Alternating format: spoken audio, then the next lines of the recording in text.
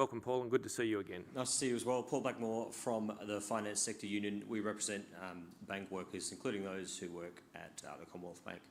I'm actually joined by one of our members who's going to ask a question later. Her name's Catherine, on the topic of artificial intelligence and its impact on workers. But I've just got a broader question around job security in the industry.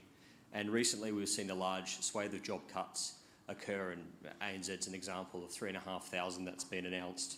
Westpac, Bendigo, BOQ as well, with larger numbers of cuts. There are heightened job security concerns in the industry. We'd like to know what commitments CBA can give to its Australian workforce that their jobs are safe and they're not going to see those large-scale cuts that we've seen elsewhere. Thanks very much, Paul. And employees are at the centre of how we operate and deliver as a bank. So I think we have an aligned objective in that context. So thank you very much for your question. If I go back 30 years, how the Commonwealth Bank presented to customers was fundamentally through direct engagement through branches with kind of centralised services. As I mentioned before, there's been a dramatic shift in how customers engage with us and how we have to engage with customers. 15 years ago, we didn't have phones, we didn't do everything on our phones. So as a bank, we have to be relevant and engage with customers and deliver the best engagement and services to customers that we can. But we need to do that from an Australian context with Australian employees delivering Australian customer service. The technologies may come from overseas, as I mentioned in the earlier answer, but we've got really good capabilities, we have excellent education, and we have excellent people who are motivated to help us transition from what used to be the way we banked 30 years ago to the way we bank today, or people bank today. So over decades, we have always had to adjust our workforce to make sure that we present in the right way, with the right skills, capabilities and experience to deliver the best customer service at the CBA. We want to be the #1 bank in Australia. We want to have the best customer service of any bank anywhere. So how we go about making sure that we have the right skills requires a lot of thought. We've got an engagement here with Griffith University to help develop skills in Australia around people who can help us manage financial crime. We have a relationship with the University of South Australia to help develop tech skills, particularly in AI. We want to make sure that Australia has the capability and the talent to support our needs. So very specifically, we have over 50,000 employees. We've got major operations in New Zealand, here in Australia, and a service centre in India. 37,000 of those employees are in Australia, and over the past 12 months, we have increased the number of Australian employees, because that's what we need from a talent and skills perspective. We have to support our New Zealand operation through ASB. There are a lot of New Zealander employees. And over many decades, we've accessed service capability out of India, which is an incredible talent pool, but usually through third parties. So what we've done over the last 3 years is actually set up our own subsidiary in India and hire those third-party employees into a CBA as direct employees with CBA. So we're transitioning from what might have been third-party service providers helping us with our investments and our operations into a CBA entity so that we can help manage them as valued CBA employees and they can help us in Australia. As you move to digital and online, customers historically knew that banks opened at 10 o'clock and they shut at 4 o'clock in the branches because there was a lot of work to do before opening and after closing. In a digital engagement, customers want us to be available 24/7. So it actually makes sense to have people operating in different timeframes to support that 24/7 service for our customers.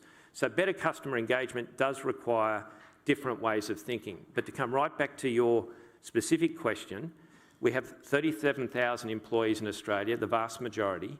I see that being the case going forward for a long, long time.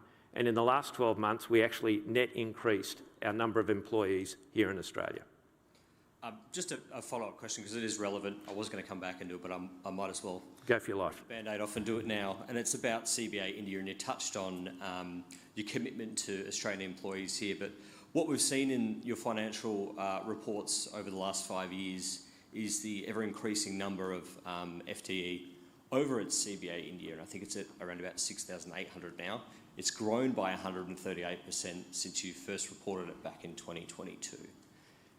I acknowledge what you've said about the local FT increasing in the last year, but balance that out over that same time period with India, it's actually gone down by 3%. We'd really like to understand what more the bank can be doing to make sure that you have got the skills here in Australia to do the work that is currently being done over in India, or that you keep transferring work over to India. And I'll take you back, I think it was last year, somebody asked the same question about offshoring. I asked you back in Sydney, and you at that stage had said, it's about the skills and not having the skills at scale here in Australia. But I've heard you talk about your investment, but we're still seeing the numbers in India go up and up. What's the long-term plan? How are you going to upskill people here and look to bring some of those numbers back into Australia? Thank you. I think we have an aligned objective. I think we all want to have more Australians working with the right skills and capabilities. That's why I referenced our engagement, direct engagement with universities, because it's really important that universities understand what large businesses want in terms of skills, and we can actually jointly develop programs. In relation to India, I mentioned the 24/7. We also have a significant capital investment program to upskill our tech, and we're attempting to hire and are hiring as many engineers in Australia as possible to have those skills. In some respects, we get the benefit in India of having people working now directly for CBA, and we're still insourcing. We're not done with we're still using outsourced third-party providers in India. We're still bringing them inside, and they appear as capital expenditure in our accounts. We're still working on hiring them into CBA, because we would prefer to have direct CBA employees wherever we operate. But those individuals have also worked across multiple areas of financial services with different competitors, and we're able to get the benefit of that as well. But coming back to Australia, it is our intent to make sure that we have the right skills, that we work and listen to your organisation and take the feedback as well, which I very much value today, and that we can continue to go on the journey together. Because as I mentioned in AI, it's fast evolving. Who might know where the new competition comes from? And to secure Australia, to secure the Commonwealth Bank, to secure employment for Australians, we've got to understand how that works and work with everyone in Australia to develop that. But to make sure that I address those questions kind of completely holistically, I'm going to defer to Matt and just get him to add to both of your questions, if I may. Thanks. Thank you to, I guess, both Pauls. If I may, maybe I'll sort of try to answer narrowly in India and then perhaps come back to the sort of point of principle where you started. I mean, your numbers are correct. It's just over, I think, 6,800.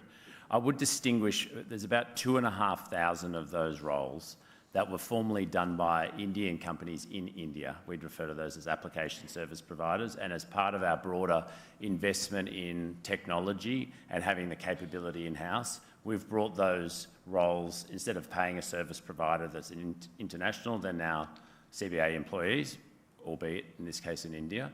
And then within that, the majority of the growth comes in a couple of areas. One, we've substantially, as I covered, increased our investment envelope. A number of those skills we've been able to require in India. It's not that we aren't looking in Australia, and we are continuing to hire and we are bringing capability in the same way that we opened an office in Seattle and we're rotating teams of 20 or sometimes 30 through that office to increase their capability and bring them back to the market. The Indian market is a very large one. So that has primarily been a big driver, and perhaps the largest, and I won't go through an exhaustive set, would be in financial crime. We've got more than 3,000 employees that work in financial crime compliance. This has clearly been a very important area of focus for us. Financial institutions, many other sectors, the demand for those resources will continue to grow as more industries are required to increase their financial crime compliance. We've partnered with universities, in this case Griffith University, to try and build more local capability in Australia. But again, it's very difficult to build the capability experience at the numbers that we were looking for. Now, so they're sort of the biggest drivers around our operation in India. As Paul said, of course, we are very focused on the Australian market. And I mean, more broadly, what at our heart do we seek to do? We want to deliver great experiences for our customers, support financial growth and financial stability within Australia. We seek to, well, we can only do that by having great people who are highly engaged, that work as they do very hard to support our customers. We seek to deliver a balanced and reasonable and sustainable rate of return. For any business, we have to periodically look at whether we've got the right skills, capability, the way we're organised to make sure that we're delivering not only the best customer experiences today, but into the future. And Paul touched on a really important point. It's not just the competitors that we would, traditionally would be seen as our competitors, the other major banks. There are a raft of other competitors, both domestic, international, and assuredly more international competitors. And so we have to make sure that we retain our competitiveness. We're able to deliver a very compelling and competitive offer to our customers. We can deliver for our owners, some of which obviously are represented in the room today.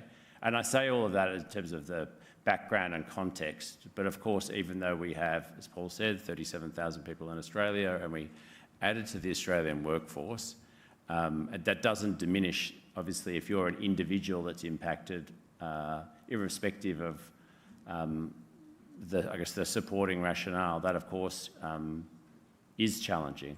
And I think in the way that we're engaging certainly into the future, acknowledging the uncertainty around AI with both our employees and with the Financial Services Union, we think that there's more that we can be doing in that area, because we can see the uncertainty. We're not entirely sure how the market's going to evolve over the next 3 to 5 years, and it does strike us that there's perhaps more that we could be doing, and we look forward to being able to do that.